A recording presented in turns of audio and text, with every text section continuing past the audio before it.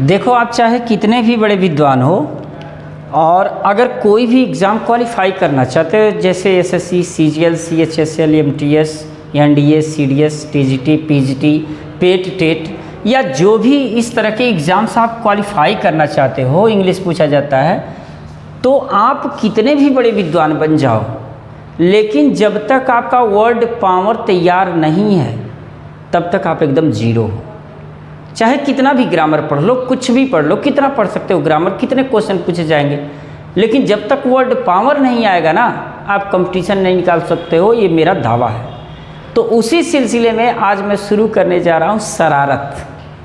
शरारत, ये जो मैंने नाम दिया है शरारत, ये शरारत को अंग्रेजी में कहते हैं प्रैंक। प्रैंक, इसको कहते हैं monkey trick. Monkey trick, monkey trick, और इसको नॉटीनेस भी कहते हैं।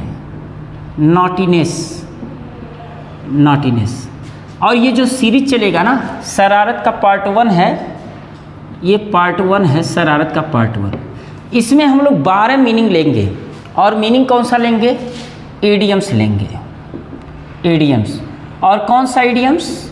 Important idioms, important idioms. और इम्पॉर्टेंट इडियम्स ऐसे इडियम्स जो परीक्षा में पूछे गए हैं, और एक आध ऐसे क्वेश्चंस इसमें आएंगे, ऐसे वर्ड पावर आएंगे जो परीक्षा में पूछे ही जाएंगे, इससे बाहर नहीं पूछा जाएगा। तो रोज़ाना हम लोग केवल 12 मीनिंग पढ़ेंगे, और 12 मीनिंग को इतनी बार पढ़ेंगे, इतनी बार पढ़ेंगे कि वो याद हो जाए। और मतलब ये जो 12 होंगे ना, इम्पॉर्टेंट होंगे, और सीरीज से चलेंगे। कब तक? जब तक आपके परीक्षा के लिए सारे इडियम्स आपको बता नहीं दिए जाते हैं। आप 2-3 बार देखोगे ना, याद हो जाएगा। पहला क्वेश्चन हमने जो लिया है, पहला जो इडियम्स हमने लिया है, पहला जो इडियम्स हमने लिया है वो लिया है an apple of discord. An apple of discord. अब देखो, एप्पल मीन्स तो सेव होता ही होता है ना। एप्पल ऑफ डिस्कार्ड सिंगुलर है, सिंगल एफ है। An apple of discord. Apple means तो आप जानते हो सेव होता है। डिस्कार्ड मीन्स होता है, डिस्कार्ड मीन्स होता है क्वेरल, क्वेरल। डिस्कार्ड मीन्स होता है स्ट्राइफ। डिस्कार्ड मीन्स होता है रैम्पश, मीन्स झगड़ा। और क्या? एक एन एप्पल ऑफ डिस्कार्ड मतलब हो जाएगा झगड़े की जड़, झगड़े की जड़। अब झगड़े की जड़, इसे एग्जाम में कैसे पूछा जाएगा? एन एप्पल ऑफ डिस्कार्ड दे दिया जाएगा और 4 ऑप्शन दे दिए जाएंगे। उस 4 ऑप्शन में एक ये हो सकता है cause of quarrel, cause of quarrel, झगड़े का जड़। या हो सकता है रूट ऑफ क्वेरल, क्वेरल। या हो सकता है काज ऑफ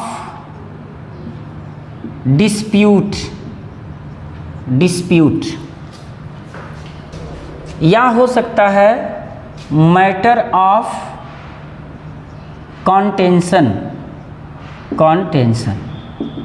यानी कि देखो, ये ऐसा नहीं है कि काज ऑफ क्वेरल ही देगा, हो सकता है रूट ऑफ क्वेरल दे दे, काज ऑफ डिस्प्यूट दे दे, या मैटर ऑफ कॉन्टेंशन दे दे। तो मैटर का मतलब है कि मामला, कॉन्टेंशन मतलब होता है झगड़ा, तो झगड़े का मामला, झगड़े की बात। ये काज ऑफ डिस्प्यूट, डिस्प्यूट मीन्स होता है झगड़ा, तो झगड़े का कारण, क्वेरल रूट यानी कि झगड़े की जड़।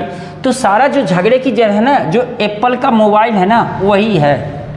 एप्पल का मोबाइल महंगा आता है, अच्छा है, तो एप्पल ऑफ डिस्कार्ड जो है, एप्पल ऑफ डिस्कार्ड जो रहेगा वो झगड़े की जड़ है।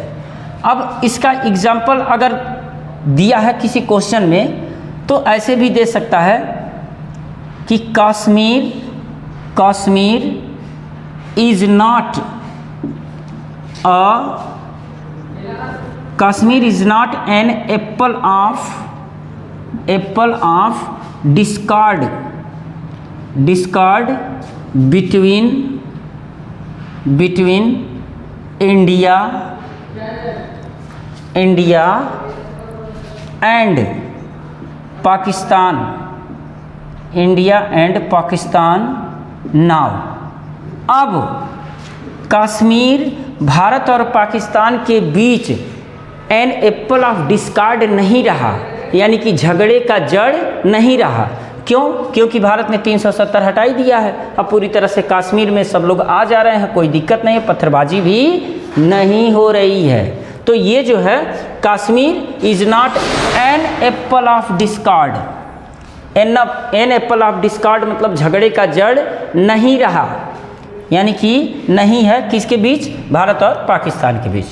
दूसरा देखो, apple of an apple of one's eye, an apple of one's eye. An apple of one's eye means होता है very dear, very dear, most dear, most dear मतलब बहुत ही प्यारा। वेरी डियर भी हो सकता है, मोस्ट डियर भी हो सकता है।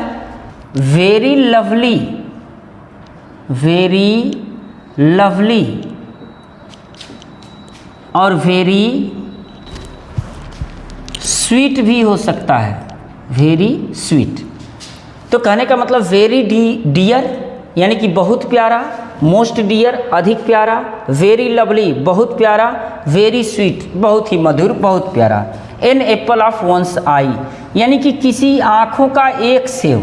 कहने का मतलब ये है कि किसी के आँखों का एक सेव का मतलब वो बहुत प्यारा है, बहुत डियर है, मोस्ट डियर है। इसको सेंटेंस में अगर यूज किया रहेगा तो कैसे किया रहेगा? हिज ओनली सन यानी कि उसका इकलौता बेटा इज है, क्या है? Very dear. वेरी डियर की जगह हम कहेंगे एन एप्पल ऑफ हिज आई, यानी कि उसका इकलौता बेटा ही एन एप्पल ऑफ हिज आई है, यानी कि वेरी डियर है। उसका इकलौता पुत्र ही उसका बहुत प्यारा है। तीसरा है to add fuel to the fire. अब देखो, टू ऐड मीन्स होता है जोड़ना, मिलाना। फ्यूल मीन्स होता है ईंधन, तेल, पेट्रोल, ज्वलनशील पदार्थ। और द फायर यानी कि आग में। आग में तेल डालना, आग में घी डालना, यानी कि मामले को बढ़ा देना, मामले को बढ़ा देना। जैसे कहने का मतलब ये है कि जब अब आग में आप और पेट्रोल डालोगे, यानी कि फ्यूल मीन्स होता है फायरवुड। फायरवुड का मतलब जो जलता हो, जलौनी। तो जो फायरवुड आप डालोगे आग में तो क्या करेगा? मामले को और बढ़ा देगा। तो हम इसको लिखेंगे, मामले को बढ़ा देना का मतलब टू एग्रीवेट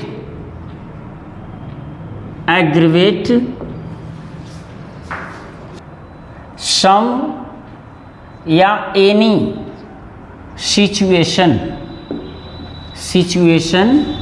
सिचुएशन को आप कंडीशन भी बोल सकते हो, कंडीशन। तो एग्जाम में अगर जो ऑप्शन रहेगा तो ऑप्शन कैसे कैसे हो सकता है? टू एग्रीवेट सम सिचुएशन, या टू एग्रीवेट एनी कंडीशन, या टू एग्रीवेट एनी सिचुएशन, या टू एग्रीवेट सम कंडीशन। इस तरह से होता है। एग्रीवेट मीन्स होता है इंक्रीज मीन्स होता है ग्रो मीन्स होता है बढ़ाना। तो इंक्रीज ऐसे भी हो सकता है, to increase some situation, to increase any situation, या टू इंक्रीज एनी कंडीशन, यानी कि मामले को बढ़ा देना हो जाएगा to add fuel to the fire. जैसे अगर हम सेंटेंस में यूज करके देखें, जैसे सम लीडर्स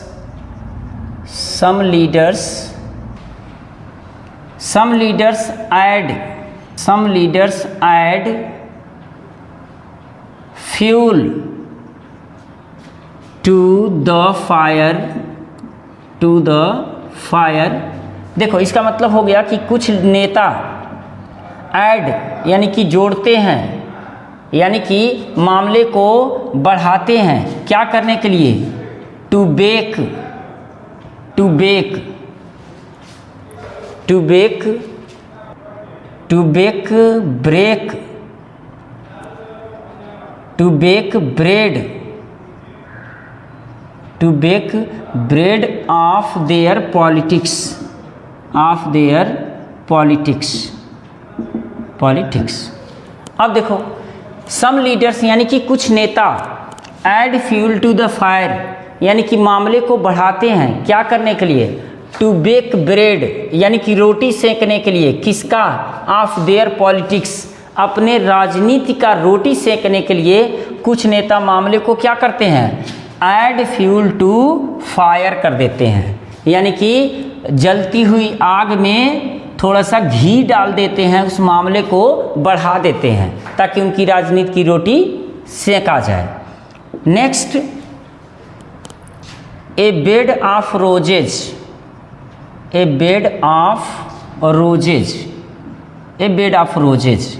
देखो बेड का मतलब बिस्तर ही है और रोजेज मतलब हो जाएगा गुलाब, यानी कि हम इसको कह सकते हैं एक comfortable life, comfortable life, life, या इसको हम कह सकते हैं an easy situation, AG situation, एक सरल स्थिति मतलब आसान जिंदगी, यानी कि कंफर्टेबल लाइफ या एन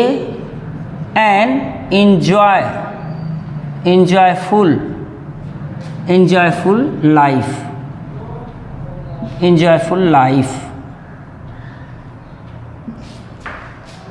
यानी कि आरामदायक जीवन को हम बोलेंगे ए बेड ऑफ रोजेज। जैसे the post of CM, the post of CM is not a bed of roses, यानी कि जो सीएम चीफ मिनिस्टर की कुर्सी होती है ना, वो बेड ऑफ रोजेज नहीं होती है, यानी कि कंफर्टेबल लाइफ नहीं होती है। 5 नंबर पर है Adam's, Adam's ale, Adam's ale. दरअसल एडम एल मीन्स होता है pure water, pure water. Pure water की जगह वाटर भी हम यूज कर सकते हैं, वाटर की जगह हम एक्वा भी बोल सकते हैं, एक्वा। और एक्वा जो ये पानी है ना, पानी का सिनोनिम्स है एक्वा, रिवर, रिवरेन और रिवराइन होता है, रिवराइन। ये सब जो है वाटर, एक्वा, रिवरेन और रिवराइन, ये सब जो है पानी के, वाटर के सिनोनिम्स हैं। तो एडम एल मीन्स होता है प्योर वाटर। वैसे जो एडम एल है ना, इसको स्कॉटलैंड में शराब के नाम से भी जाना जाता है, शराब के रूप में भी एडम एल को बोला जाता है। अगर वहाँ एडम एल आप कहोगे स्कॉटलैंड में, मान लो अगर गए, मान लो अगर शराब पीना तो एडम एल बोलोगे तो शराब मिल जाएगी, लेकिन वास्तव में एडम एल मीन्स होता है प्योर वाटर। ऐसा कहा जाता है कि मिल्टन के पैराडाइज लास्ट जो एपिक है, उस एपिक में एडम के पास जो था ना, वो केवल पानी ही था, उस समय शराब नहीं था, यानी कि इसीलिए जो एडम और ईव रहते थे वहाँ पर, तो एडम के पास शुद्ध पानी था, तो उसको एडम एल कहा गया।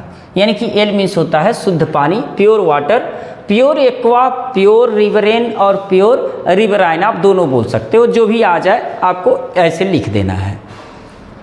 तो अगर सेंटेंस में यूज किया जाए तो हम ऐसे लिख सकते हैं Adam's ale is necessary, necessary for every,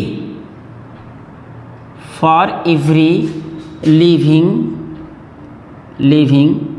things, यानी कि जो भी लिविंग थिंग्स हैं, सभी के लिए एडम एल की ज़रूरत है। एडम एल मतलब पानी की ज़रूरत है, तो एडम एल को आप पानी ही समझो। नेक्स्ट है, ये 12 का दम है, यानी कि 12 तो रहेगा ही रहेगा। तो 12 हम लोगों को आज याद कर लेना है। 12 हम लोगों को कम से कम 12 अगर तैयार करेंगे तो बहुत होता है। To add insult to injury, to add insult, देखो to add insult to injury, यानी कि इंसल्ट तो जोड़ी देना, इंसल्ट तो करना ही करना, बेइज्जती तो करना ही करना, उसके साथ साथ क्या करना, इंजरी भी जोड़ देना है। इंजरी का मतलब हर्ट, हर्ट का मतलब नुकसान, यानी कि जो आप मेरी बेइज्जती तो कर रहे हो, मतलब बेइज्जती तो आप कर ही रहे हो, बेइज्जती के साथ साथ मुझे हर्ट भी कर रहे हो, यानी कि मुझे नुकसान कर रहे हो। तो इसका मतलब हो गया to hurt, to hurt as well as humiliate, humiliate, यानी कि हर्ट नुकसान जो आप मेरा कर रहे हो ना, उसके साथ साथ एज वेल एज क्या कर रहे हो आप, मुझे ह्यूमिलिएट कर रहे हो। ह्यूमिलिएट मतलब होता है बेइज्जती, नीचा करना। To harm, to harm as well as mortify, mortify, mortify means होता है दबाना। तो इसका मतलब है कि नुकसान के साथ साथ जो आप मुझे नुकसान तो कर ही रहे हो, मुझे दबा भी रहे हो, यानी कि टू ऐड इंसल्ट, आप बेइज्जती के साथ साथ मुझे नुकसान भी कर रहे हो, यानी कि to hurt as well as humiliate, यानी कि आप मार काट भी रहे हो, मुझे नुकसान भी कर रहे हो और ऊपर से ह्यूमिलिएट भी कर रहे हो, यानी कि बेइज्जती भी कर रहे हो, दबा भी रहे हो और नुकसान तो मेरा कर रहे हो, साथ साथ मुझे और दबा रहे हो, मेरी बेइज्जती कर रहे हो। तो इसका मतलब होता है to add insult to injury. My step brother, my step brother added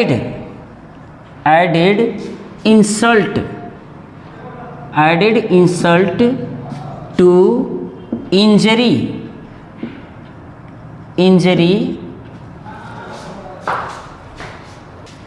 during my study। जो मेरा सौतेला भाई है ना, मेरा सौतेला भाई वो क्या कर दिया कि मुझे बेइज्जती के साथ साथ नुकसान भी दे दिया। कब? मेरी पढ़ाई के दौरान, जब मैं पढ़ रहा था, मेरा भाई और मैं जब पढ़ रहा था तो मेरी बेइज्जती के साथ साथ वो मेरा बहुत बड़ा नुकसान भी कर दिया। तो इसका मतलब है to add insult to injury, यानी कि बेइज्जती के साथ साथ मार काट भी कर देना, नुकसान भी कर देना। नेक्स्ट है एट डैगर्स ड्रान। देखो डैगर्स मीन्स होता है छुरी बोल सकते हो आप, छुरी बोल सकते हो, भाला बोल सकते हो। तो छुरी और भाला अगर आप देखे होगे ना तो इसका बोलते हैं स्पीयर, जेवलिन, स्पाइक। अगर आप भाला देखे होगे या छुरी देखे होगे, स्पीयर मीन्स भाला होता है, जेवलिन मीन्स भाला होता है। स्कीवर, SKEWER, स्कीवर मीन्स कटार होता है, यानी कि छुरी। तो जो आप भाला देखे होगे और छुरी देखे होगे तो उसमें दोनों तरफ से धार होता है ना, दोनों तरफ से धार होता है। यानी कि जो डैगर्स होता है ना, और जो ड्रान का मतलब होता है बराबर बराबर पोजीशन, यानी कि दोनों पक्ष में जो समान होता है, दोनों पक्ष में समान।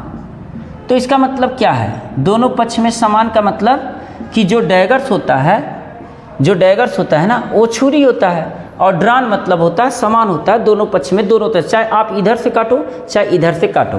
तो एट डैगर ड्रांस का मतलब होता है on inimical condition, on inimical condition, on inimical condition, ठीक है, on inimical condition.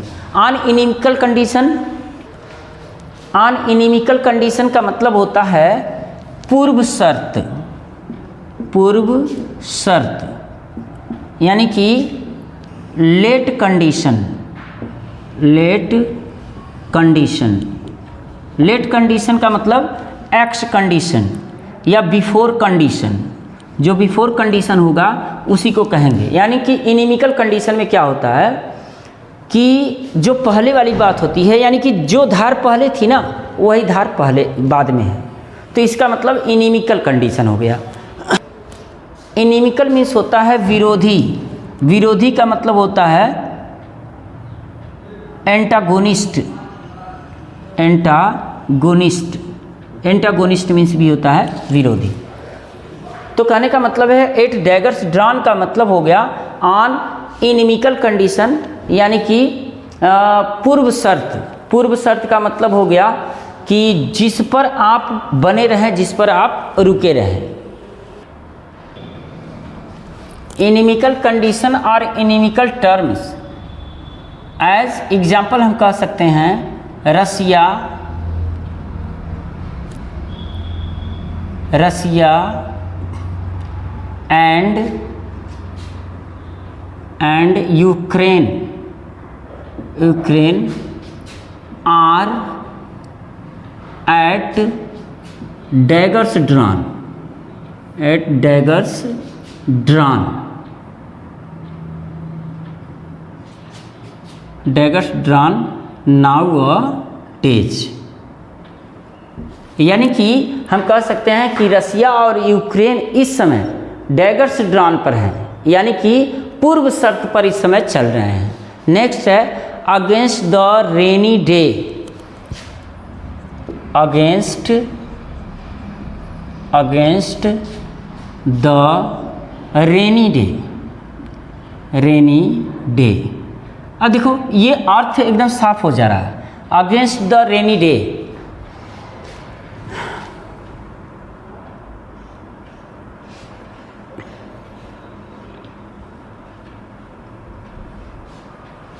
Against the rainy day का मतलब है कि आप ये जान रहे हो कि बरसात का मौसम आने वाला है और बरसात का मौसम आ रहा है और आप पहले ही से अगेंस्ट हो गए, यानी कि उसके खिलाफ हो गए। खिलाफ का मतलब हो गया कि आप उसके लिए उपाय सोचने लगे कि भाई अब बरसात का सीज़न आ रहा है, आषाढ़ का महीना आ रहा है, जुलाई का महीना आ रहा है, बरसात होगा तो हम क्या करें। तो आप क्या करोगे, आप छाता खरीदोगे। और छाता खरीदने का मतलब है कि आप पहले से तैयार हो रहे हो, यानी कि precaution of, precaution of emergency, emergency, precaution of emergency, precaution of emergency यानी कि आपातकाल, आपातकाल के लिए तैयार। प्रिकॉशन मीन्स होता है पूर्व उपाय, पूर्व उपाय, यानी कि इमरजेंसी के लिए पहले से उपाय आपने कर लिया है, उसको कहेंगे अगेंस्ट द रेनी डे। ये ऐसे भी हो सकता है precaution, precaution of, sorry precaution for emergency हो जाएगा, प्रिकॉशन फॉर इमरजेंसी। और ये प्रिकॉशन फॉर के लिए है ना, तो प्रिकॉशन फॉर हो जाएगा के लिए, तो precaution for crisis, crisis, crisis means होता है आपदा या विपदा। तो इसको अगर सेंटेंस में यूज करना हो तो हम कहेंगे many, many countries, many countries are against, are against the rainy day, against the rainy day, rainy day before, before attack of nuclear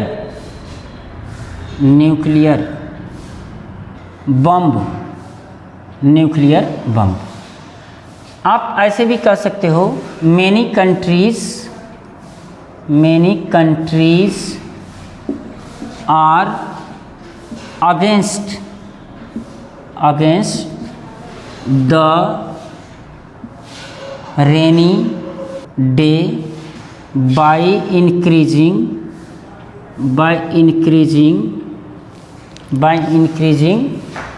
their defense power. अब मतलब बहुत से जो देश हैं वो अगेंस्ट द रेनी डे है, यानी कि पूर्व उपाय से तैयार हैं, वो पूर्व उपाय से तैयार हैं। कैसे तैयार है? By increasing there defence power को बढ़ा करके। तो हमको ध्यान देना है अगेंस्ट द रेनी डे, यानी कि बरसात जब आएगा तो उसके पहले हम तैयार रहेंगे, इसका मतलब होता है against the rainy day. Next है at a loss.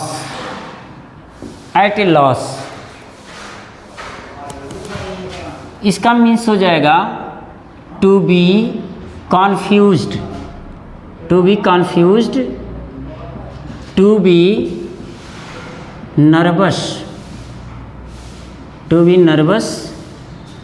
To be jitter means भी होता है कंफ्यूज हो जाना, घबरा जाना। टू बी डिस्टर्ब, यानी कि एट ए लॉस मतलब होता है घबरा जाना। अगर सेंटेंस में हम यूज करेंगे, यदि सेंटेंस में हम यूज करेंगे तो इसको ऐसे यूज कर सकते हैं opposite party is at a loss what to do against ruling party। मतलब जो अपोजिट पार्टी है ना वो पूरी तरह से एट ए लॉस है, यानी कि घबराई हुई है। क्या घबराई हुई? एट ए लॉस, जैसे लग रहा है उसका सब कुछ खो गया है। What to do against ruling party, की वो रूलिंग पार्टी के खिलाफ क्या करे। नेक्स्ट है एट ए लॉगर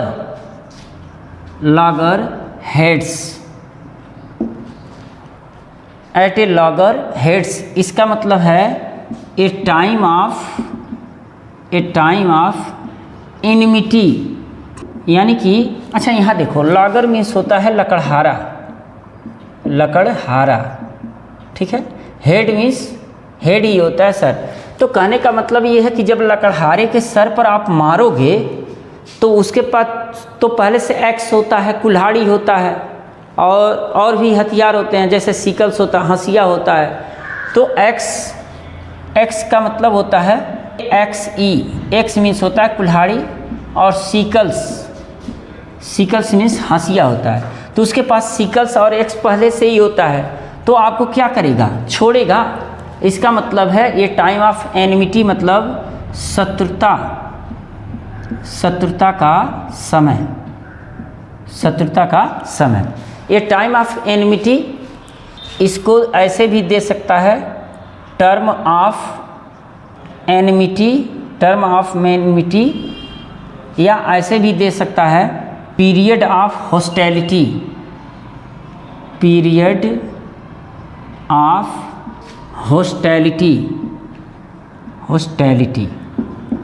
तो ये किसी भी तरह से दे सकता है इसका सिनोनिम्स, और जैसे सिनोनिम्स देगा उसी हिसाब से हमको ध्यान देना है। एट लॉगर्स हेड, देखो ये लॉगर मतलब लकड़हारा है, हेड से लकड़हारे के सर पर आप मारोगे तो शत्रुता का समय आ ही जाएगा।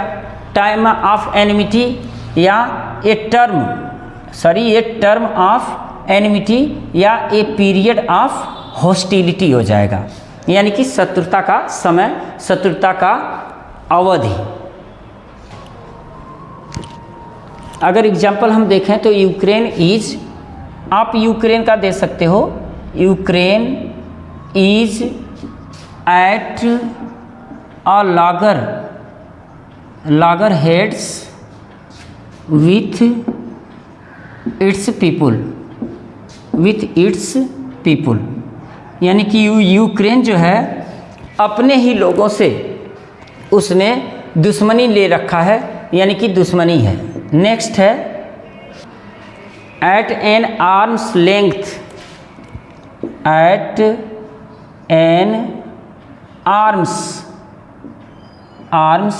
लेंथ, देखो इसका मतलब है at an arm's length, arm मतलब होता है भुजा और लेंथ माने होता है लंबाई। हमारे यहाँ लोगों की कहावत है कि भाई दुश्मनी या दुश्मन से 2 फुट दूर ही रहना, यानी कि 2 फुट दूर होने का मतलब एक भुजा। आर्म्स लेंथ का मतलब है टू कीप डेंजर और evil at a distance, to keep danger यानी कि खतरा, एविल मीन्स बुराई, to keep danger evil at a distance,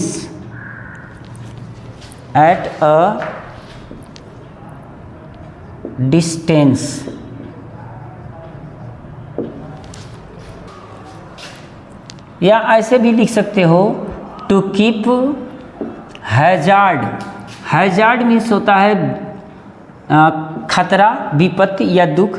to keep hazard at a distance,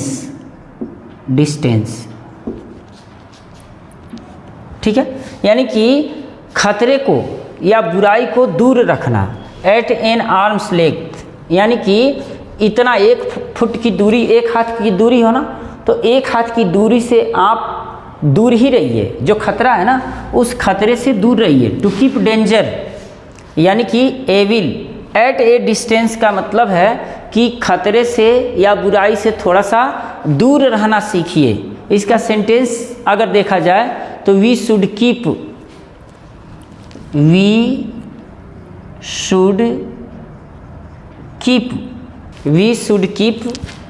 eight an arms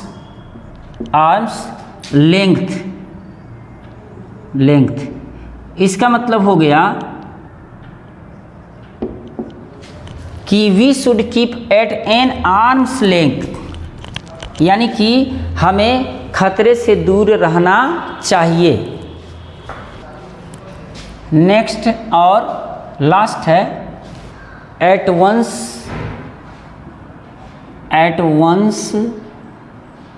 fingers and. इसका मतलब ये है कि एक ऐसा व्यक्ति जो अपनी सारी नॉलेज उंगलियों पर ऐसे रखता है, जैसे ही आप पूछोगे ना तुरंत बता देगा।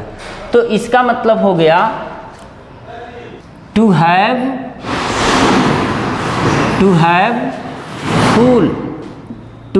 Full and ready knowledge,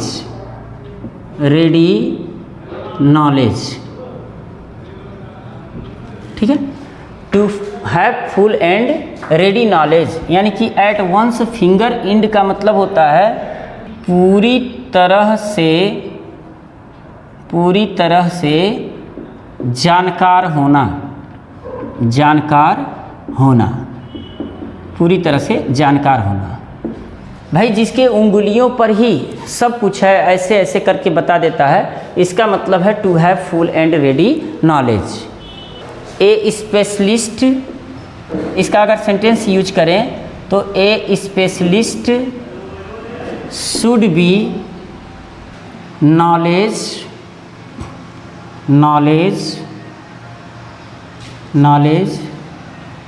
in in his subject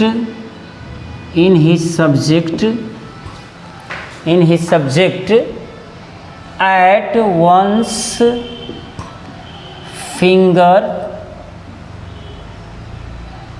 fingers end। ठीक है, तो इस प्रकार से हम लोगों का 12 का दम पूरा हुआ और जिसका नाम था शरारत, और ये शरारत पार्ट 1 था। शरारत को अंग्रेजी में क्या कहते हैं? प्रैंक कहते हैं, मंकी ट्रिक कहते हैं और नॉटीनेस कहते हैं। अगर अंग्रेजी पढ़ने वाले आप हो तो चैनल को सब्सक्राइब, वीडियो को लाइक और मित्रों को शेयर करना ना भूलें। वीडियो देखने के लिए थैंक यू। मिलते हैं नेक्स्ट वीडियो में छोटे से ब्रेक के बाद।